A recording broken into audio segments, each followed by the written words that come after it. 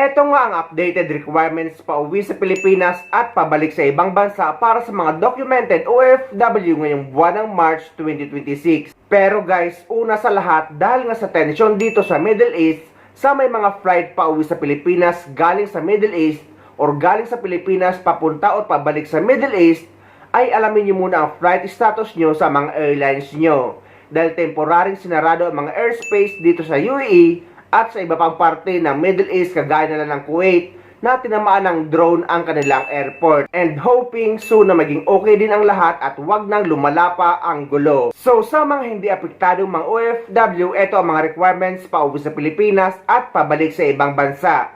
At ito rin ang mga requirements sa Middle East kapag naging okay na ang sitwasyon. So ang bagong update ngayon, though paulit-ulit na or ilang beses na pinopost ng DMW na tinatanggap na daw ang OFW pa sa check-in counter, immigration at pag-claim ng terminal fee cash refund. Pero guys, base sa pagsusurvey natin, ay wala pa mga OFW na nakabanggit na nakagamit na sila ng OFW pass na tinatanggap na sa immigration. Dahil sa kasalukuyan at sa mga latest na mga OFW na kakabalik lang sa ibang bansa, ay uuwi pa rin daw ang hinahanap sa immigration at pag-claim ng terminal fee cash refund. Hindi pa daw ang OFW Pass na pinipilit ng DMW. Pero sa mga gusto kumuha ng OFW Pass ay wala naman din problema. Pero para makasiguro na hindi kayo makakaproblema sa immigration or sa airport, ay mas maigi na kumuha pa rin kayo ng OEC. 3 copy dahil guys, yung isa kinukuha sa check-in counter at yung isa kinukuha naman sa pag-claim ng terminal fee cash refund. At yung isa, ayun naman ang tinitingnan sa immigration. At kung sakali man may mga OFW na nakagamit ng OFW pa sa immigration, paki-comment naman sa comment section ng video na ito para maibahagi naman natin sa iba pang kababayan nating OFW.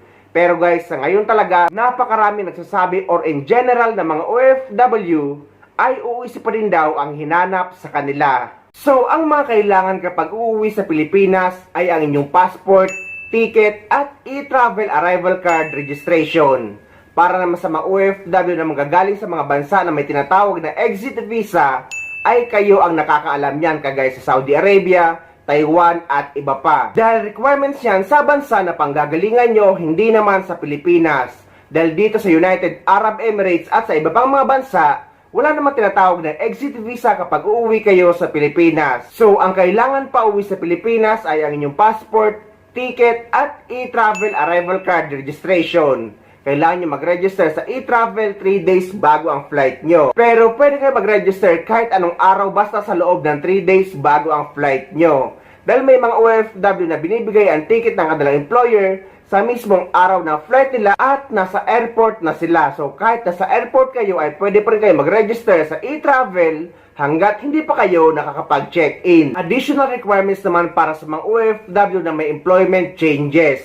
For example, mga OFW nag-change employer, nag-change job site, nag-change company name kahit pareho pa rin ng owner, nag-change position, at yung mababae na napalitan ng apelyido sa visa, passport at kontrata. Pati yung mga OFW na galing sa visa na nakahanap ng trabaho sa ibang bansa at naging employment visa sa ibang bansa. Kailangan nyo magpa-verify ng inyong kontrata sa polo office sa bansa kung saan kayo nagtatrabaho bago kayo umuwi sa Pilipinas para makakuha kayo ng updated OEC sa POA.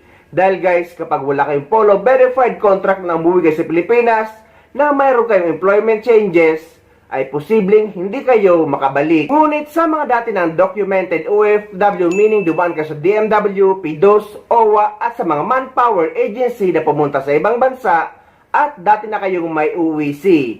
At uuwi, babalik muli sa parehong employer at yung mga OFW na dati na nakapag-verify na kontrata na isa sa mga nabanggit kong may mga employment changes.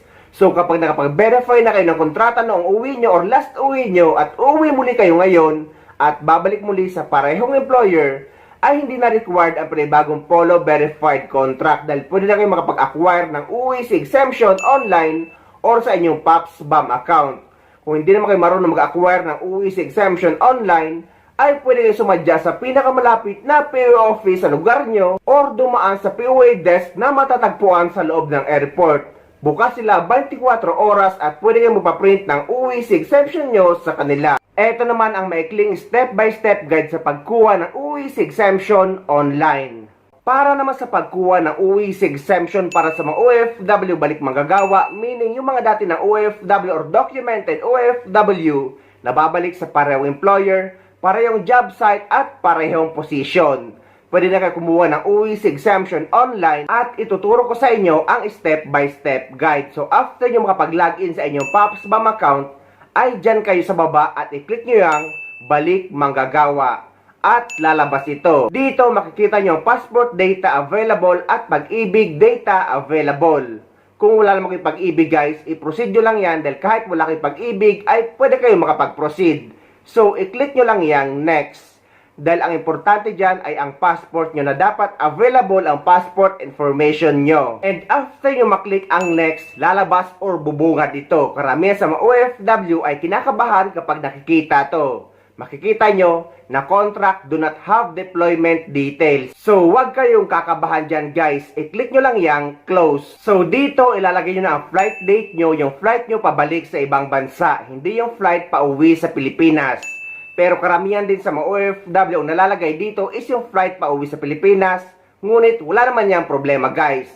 Dahil ang importante naman dyan is yung validity ng OEC nyo. As long as valid yung OEC nyo sa araw ng flight nyo pabalik sa ibang bansa, ay wala naman din problema yan. Kung mapaaga man ang expiration ng OEC nyo bago pa man ang flight nyo pabalik sa ibang bansa, ay kailangan nyo lang naman mag-acquire or mag-reacquire or kumuha na po ng bagong OEC gamit ang PopsBank account nyo after na ma-expire ang una nyong OEC na hawak nyo. So, after yung malagay yung flight date nyo, ay i-click nyo na yung next at lalabas na ito. Dito naman guys, ay puro yes lang ang ilalagay nyo dahil nga babalik kayo sa parehong employer, same job site at same position. So, sa tanong na are you returning to the same employer, are you returning to the same job site, and are you returning under the same position, i-click nyo lahat yan ng yes. At dyan din sa pang-apat, i-click nyo lang din yung yes. Sa mga nagtatanong paano naman daw kung nag-change or nabago or nadagdagan ang kanilang salary, kailan pa din daw ba magpa-verify ng kontrata? Ang sagot guys, kung salary lang naman ang nadagdagan at hindi naman nabago ang position, ay pwede pa rin kayo makapag-acquire ng OEC exemption. Pero kung nabago ang position nyo at salary nyo, ay required na ang panibagong Polo verified contract. Dahil nga, may tanong dito sa PopsBank kung are you returning to the same position. So kapag clinic nyo ang no, ay idadari kayo sa appointment sa POA at kailangan nyo ng Polo verified contract. Pero ang bago naman ngayon upon contract verification ay pwede na kayo makakuha ng OEC exemption online. Pati ang Polo contract verification ay online na din. So after nyo maklik lahat ng yes ay lalabas na ito, evaluation remarks. At sa taas makikita nyo dyan ang view OEC yang kulay pula. I-click nyo yan. At dito i-click nyo yung open. And after that, eto na guys, makikita nyo na ang inyong OEC exemption at ipaprint nyo ng 3 copy at ready to go na kayo. Ngunit kahit for OEC exemption na lang kayo kapag uuwi kayo sa Pilipinas, lagi ko sinasuggest na dapat lagi nyo dala ang kopya ng inyong valid contract or bagong renew kontrata. Mahihingi or makukuha nyo ang kopya ng inyong valid contract sa inyong employer or sa kumpanya. At kung nandito naman kayo sa UAE at hindi kayo binibigyan ng copy ng inyong kontrata ng inyong employer, ay pwede kayo magpa-print or kumuha sa any tahsil office. May konting babayaran lang kayo pero pwede kayo humingi ng copy ng inyong kontrata sa kanila.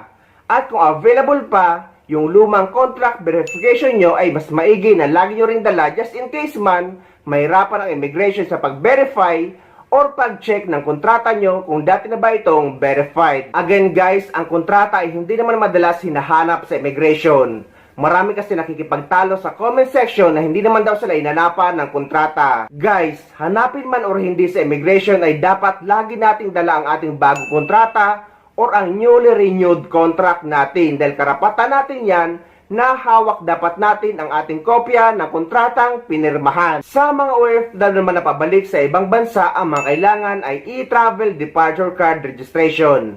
Again, ang pagre-register sa e-travel, pauwi man sa Pilipinas o pabalik sa ibang bansa, ay 3 days bago ang flight nyo. Kahit anong araw basta sa loob ng 3 days, bago ang flight nyo ay pwede na kayo mag-register sa e-travel. Number 2, ang inyong OEC or OEC exemption. Number 3, ang inyong visa. Pero dito sa United Arab Emirates, ang ipapakita nyo na sa immigration na visa natin ay ang Emirates ID na natin. Wala na yung passport or wala na yung visa na nakatatak sa passport natin. Number 4, ang ating passport at ticket. At ang lagi kong pinapaalala, ang ating OWA membership. Guys, dapat lagi tayo nagre-renew ng ating OWA membership kada 2 taon. Dahil ang OWA membership ay insurance natin yan, mga OFW, just in case man may mangyari sa atin habang nagtatrabaho tayo dito sa ibang bansa, ay at least hindi mapapabayaan ang maiiwanan sa Pilipinas. Nakakalungkot man ang reality na may makukuha lang ang isang OFW or madalas na may makukuha ang isang OFW kapag may nangyari or kapag may buhay na kinuha. Kaya dapat at kailangan talaga na nagre-renew tayo ng ating OWA membership. And bago po bumalik abroad, huwag kalimutan na i-update po yung ating OWA membership. Ayan. Ngayon ay 1,472. Valid na po yan for 2 years. At ito po yung mga requirements, di ba? Kailangan yung valid passport, valid employment contract, OEC, confirmed ticket, visa, and yung OFW information sheet. Ang membership contribution po ng OWA ay $25 since 1982 po. Hindi po na iba ito. Ngayon po, nadagdagan po ang mga benepisyo. So ngayon po, meron po tayong social benefits. Una po sa lahat. Sa mga miyembro po ng OWA, meron pong accidental death and natural death coverage. Accidental death in the amount of 200,000. Natural death, 100,000. Meron pong burial benefit na 20,000. Ito po yung sa parang mala insurance coverage po ng OWA member.